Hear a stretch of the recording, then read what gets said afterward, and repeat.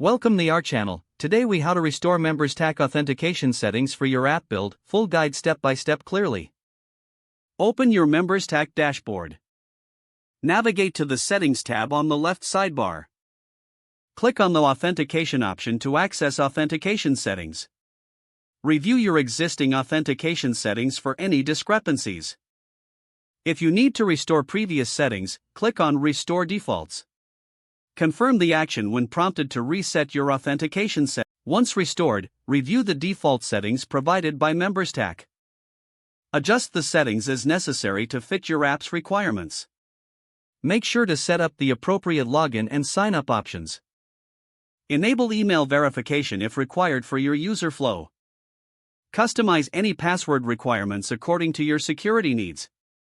Check the redirect URL section to ensure they are pointing to the correct locations. Update your logout URL to redirect users properly after they log out. Test the authentication process in your app to verify the changes. Deploy your app build to see the authentication settings in action. Monitor user signups and logins for any issues.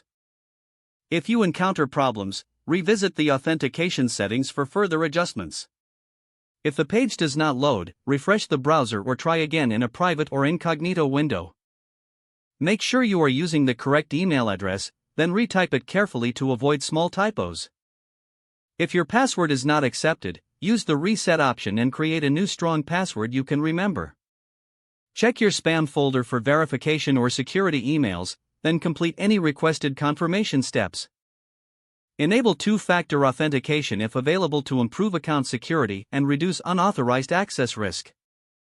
After signing in, review your profile details so your contact information and settings are accurate and current. If you see an error message, note it down and try again after restarting your device and internet connection. Log out when you finish, especially on shared devices, to keep your account and payment information secure.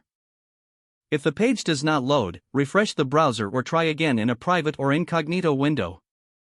Make sure you are using the correct email address, then retype it carefully to avoid small typos. If your password is not accepted, use the reset option and create a new strong password you can remember.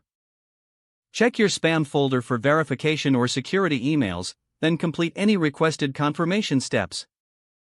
Don't forget to like this video and subscribe to our channel for more step-by-step tech guides.